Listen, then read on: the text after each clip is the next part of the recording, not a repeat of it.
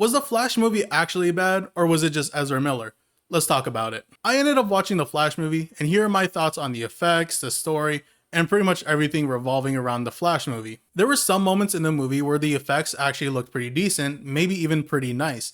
But then there were a lot of moments where the effects just looked half done. Like there were moments when Barry would use his super speed and the screen would go orange sometimes. And I guess that was a way to kind of like show us what Barry's seeing since he wears his goggles when he's running at super speed. Or maybe this could be a way for them showing us Barry tapping into the Speed Force.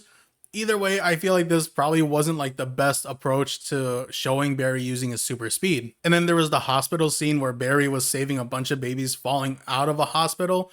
And I don't know, that kind of looked weird. I saw what they were trying to go for, but at the same time, it just looked off with the effects. And then there were just some moments where it was just like, I feel like this didn't need to be in the movie. The effects of being inside the Speed Force, I think it was pretty nice, especially when Barry was figuring out that he can travel through time.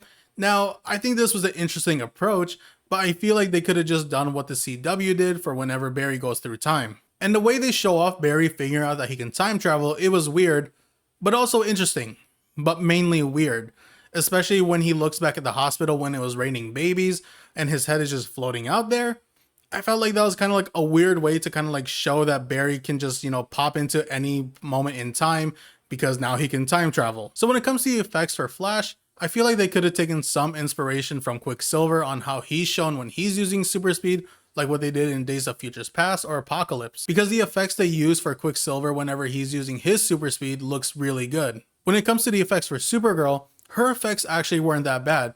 I think her effects were actually better than Flash's, especially when it came to her action scenes. Not only were the effects used for Supergirl's action scenes pretty good, but also a lot of the effects they used throughout most of the action scenes for this movie, especially during the final battle, I think those effects were actually pretty good. In my honest opinion, there were some moments in the movie where the effects were actually pretty good, but there were a lot of moments where the effects were honestly really bad. But when it comes to story-wise, I think the Flash's story was actually really good, especially for the fact that this movie ends up restarting the entire DCU, which means all the movies before this really don't matter anymore. But yeah, I honestly really liked the story for this movie. I like the route that they took when it came to Flashpoint, how there are two Barrys. First Barry, which is short hair Barry, doesn't have any powers anymore. Instead, second Barry, long hair Barry, has powers instead.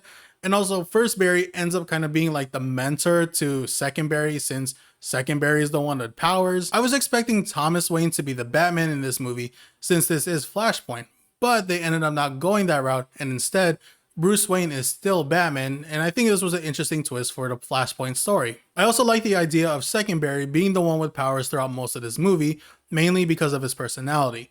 Yeah, they're both the same Barrys, but at the same time, they're not. Their personalities are completely different from each other because of the lives they ended up living. Second Barry, he still had his parents, so he's more relaxed, he's carefree, he pops a lot of jokes, and he's also not smart. While First Barry, he didn't get to live with his parents throughout most of his life. He's serious all the time, and he's the smarter one between them. Because of Second Barry's personality and not living the same life that First Barry did, it kept him from realizing there was no way to save Kara, and this is what essentially drives Second Barry to go insane. Since First Barry lived this life that he did, he was able to realize the only way to save this timeline was to go back in time and let his mom die. And then you had that moment where First Barry is telling Second Barry this, and it looked like it pushed Second Barry over the edge.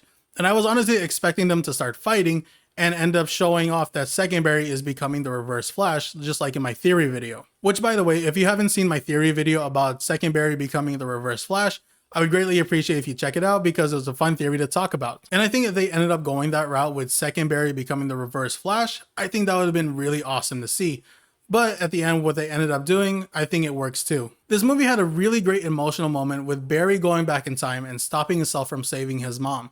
Barry has to say his final goodbyes to her, and you really do feel so bad for Barry that he has to say goodbye to his mom and that he pretty much has to relive this again, has to pretty much let his mom die. But it also is kind of like weird to like think about that. Barry is kind of the one to cause his mom to die in the first place. But either way, this whole moment was just it was just so emotional, so sad that you just really feel so bad for Barry that he has to go through this again. Even though Barry went back in time and stopped himself from saving his mom, that doesn't mean the timeline went back to normal. The timeline has still changed because we are shown Bruce Wayne, but instead of it being Ben Affleck, it is George Clooney. So even though he went back in time and fixed everything, he still ended up changing things, which means that DCU has officially restarted. I understand why this movie flopped in the first place, mainly because of Ezra Miller and not recasting the Flash like we all wanted, and having Grant Gustin play as the Flash like we all wanted. Even though Ezra Miller was the Flash for this movie, and the effects were hit or miss, story-wise, I think this is probably one of the better DCU movies to have come out. But yeah, that is my thoughts about the Flash movie. Comment down below, what did you guys think about this movie? But I pretty much got nothing else to say, so I'm going to end the video here. Thank you all for watching. Don't forget to subscribe to my channel for my other discussion videos. Also for my reaction videos, if you're into any of those, definitely subscribe to the channel, like the video, comment, you know the whole thing. So with all that being said, again, thank you all for watching. Until next time. See ya.